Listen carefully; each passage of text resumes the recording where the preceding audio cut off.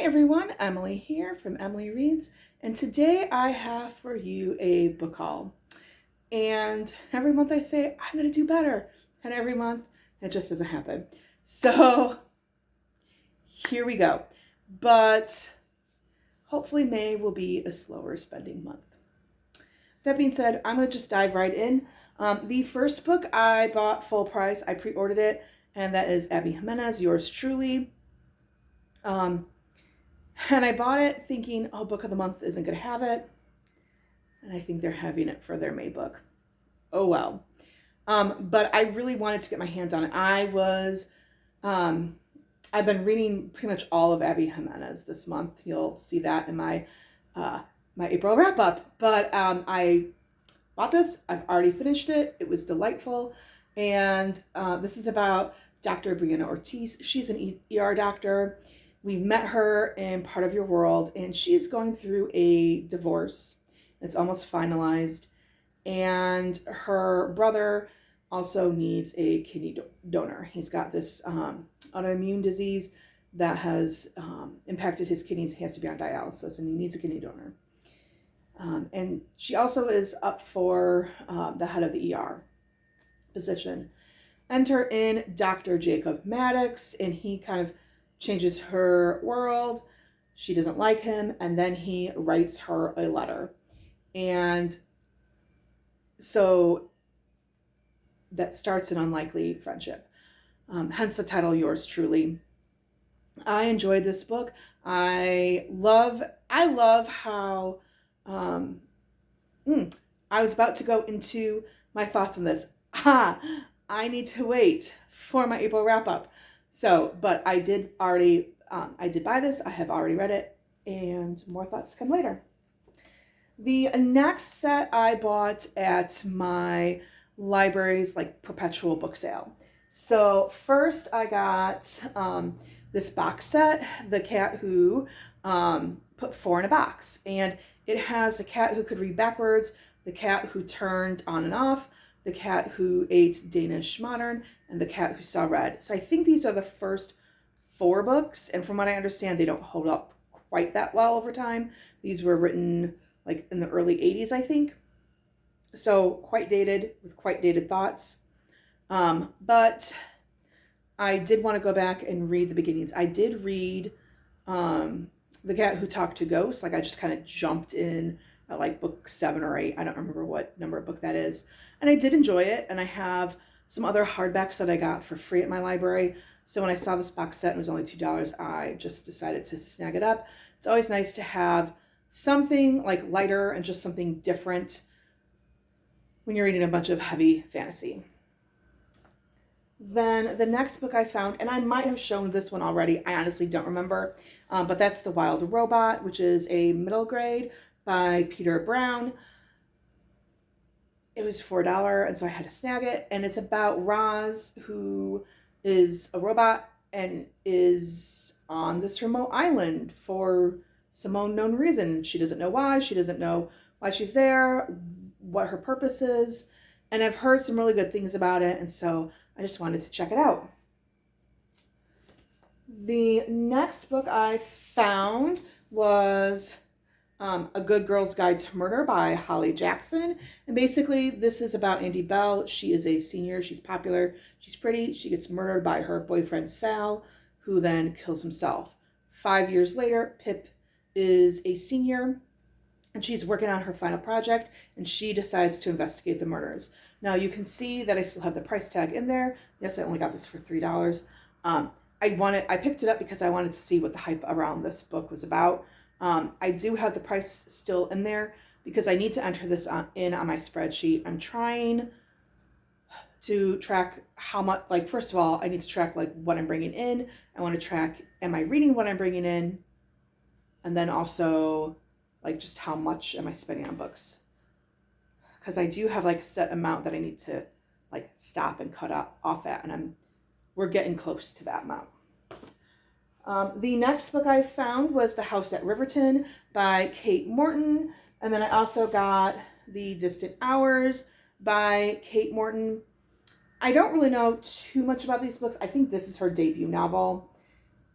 She seems to write like dual timeline, mystery, historical, and modern. And I really enjoyed The Clockmaker's Daughter, so now I'm trying to go back and pick up all her books. The next set of books I found at my local independent bookstore. Now, I just need to plug for a minute independent bookstores. April 29th is like National Independent Bookstore Day.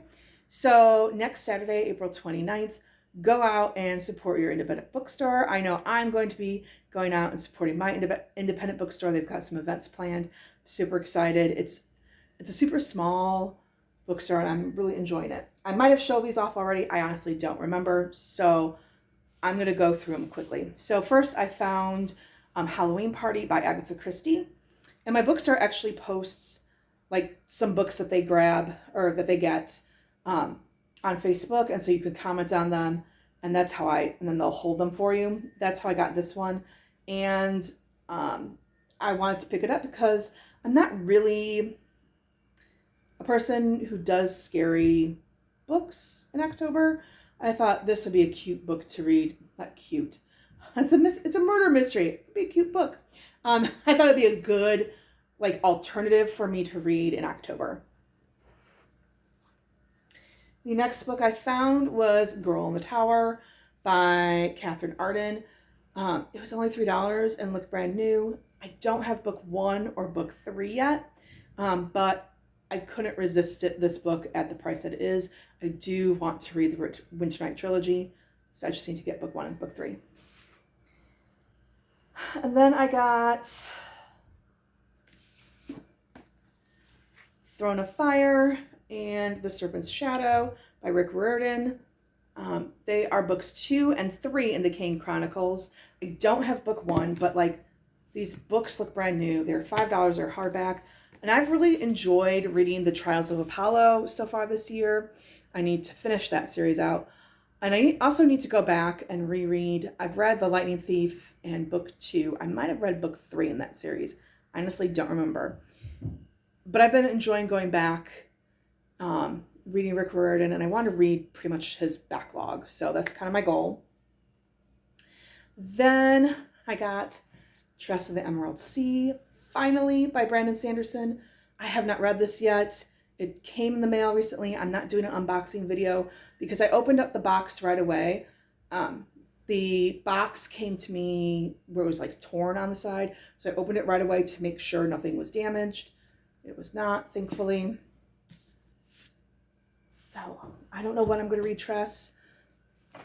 I want to read the Cosmere in order, but I also want to read Tress sooner rather than later. So who knows when that will be read. The next, from here on out, everything else I got for free. The first 4 books I got for free at my library. Hold on. All right. So first I got Velvet Angel and Velvet Song by Drew Devereaux. And she writes books about the Montgomerys. It's like a family that she has, and they started in like medieval like England. And then they go all the way through like modern times. And these are set in medieval England. This one is about Miles Montgomery and Elizabeth, who comes to him as like an unexpected gift. And I think I know how she arrives to him. I don't remember exactly. And then this one, Velvet Song, is Alex Blackett flees to the woods when her father is murdered and her house is burned, and she disguises herself as a man. She takes sanctuary in the camp of Rain Montgomery, and he is a nobleman and he's outlawed by the king's decree. And so there she hides as a boy in his camp, and there's feuds between the Montgomery and the Chatsworth. So there's that. The next 2 books were also free from the library, and that's Meg Cabot, The Boy Next Door. And I read this years ago, and I enjoyed it. I read this a few times years ago, but I honestly just don't remember. I do know, okay, so I'm going to read the back. Who is the boy next door? Melissa Fuller desperately needs to know. Is he really Max Freelander, notoriously wild, famously self-centered fashion photographer nephew of poor old comatose Mrs. Freelander? But he seems so nice.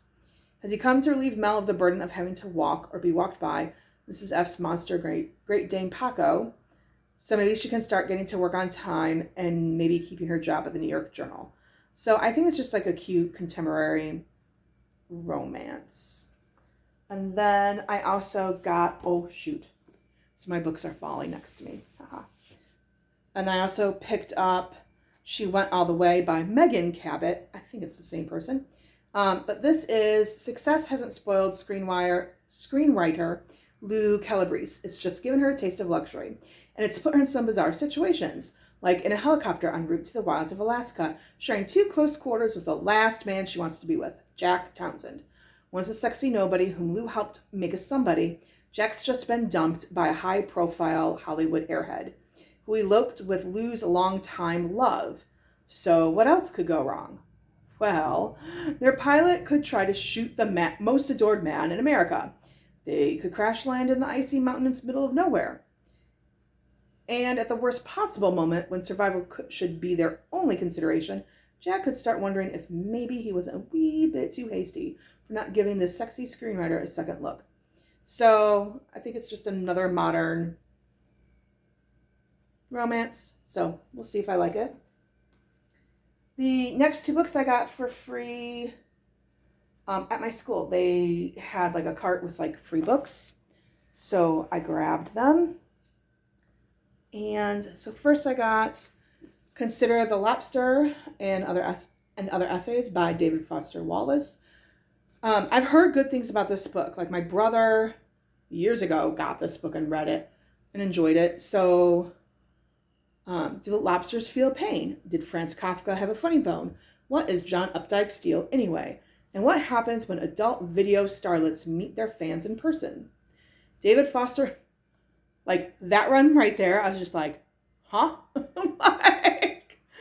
David Foster Wallace answers these questions and more in essays that are enthralling narrative adventures. So I just was kind of like, let's just check it out. So these are just essays. The first one is Big Red Sun, which is the one about the porn industry. So we'll just see what that is about. And then the next one I got, again for free, and it looks like brand spanking new, is, as you can tell, Infinite Jest. Again, it's free and it looks brand spanking new. I had bought this book years ago. I started reading it and I gave up really quickly and got rid of it really quickly. And I just think it was, one, I just didn't give the book a chance and it just wasn't the right time for me to read this. But it says Behemoth.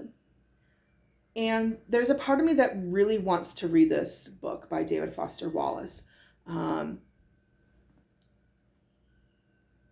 So he was a professor at Illinois State University. He actually was teaching like a grad school class on creative writing when I was working on getting my undergraduate in high school English education. So like he was teaching when I was there. And then this was published actually when I was a student at Illinois State University where he taught at. Didn't read it. And now I live in town where Illinois State University is located. And I feel like I should just read this because he's a local author. He was part of my department when I was there. So that's why I feel like I should read it. It is set in an addict's halfway house and a tennis academy and featuring one of the most endearingly screwed up families in contemporary fiction.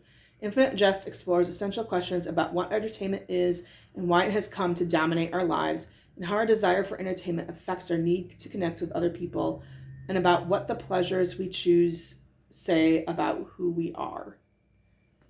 I do know he has a lot of footnotes, and like there's a back section of footnotes, and like some of the footnotes are actually short stories from what I understand.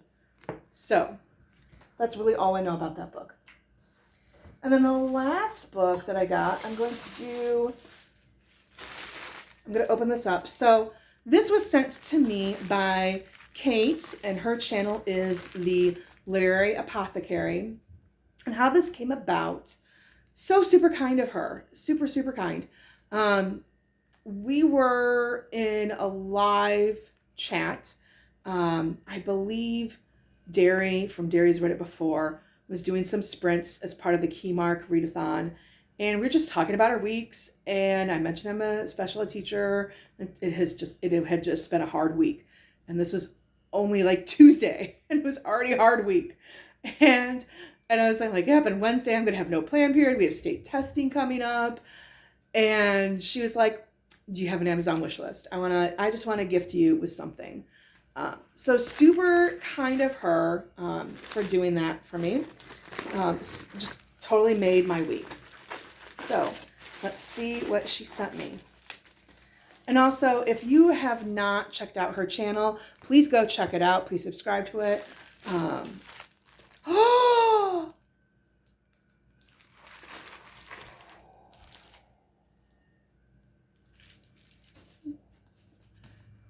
She sent me Jade City. She sent me Jade City. I'm so excited. I'm so excited. Family is duty. Magic is power. Honor is everything. I have not read this book yet. Oh, this is so exciting. This is so exciting. So, for centuries, honorable Greenborn warriors have used magical jade to enhance their abilities and defend the island of Kikon from foreign invasion. Now the war is over and a new generation vies for control of Kikon's bustling capital city. 4 siblings of the powerful Call family must prepare for battle, and the fragile peace between the clans is about to break. Ooh, this is exciting. I'm so excited. Let's see. Is there no here? Ooh. I might have accidentally flashed my address there. Let's see. She says, just wanted to send a little something to say hang in there. You are a hero for doing what you do. Then she tells me something about her life that I'm not going to share. You're special, from Kate. How kind is that? So I'm going to leave that note in this book. That'll be my bookmark. How kind and how sweet is that? So I have book 2 already. Now I have book 1. Oh, I'm so excited. Now I got to read this. So exciting. When am I going to read this? There's so many books I need to read. But that is all, folks. That is so kind. Thank you so much, Kate. Thank you. As you say in your channel, thank you. And I hope you all have a wonderful day.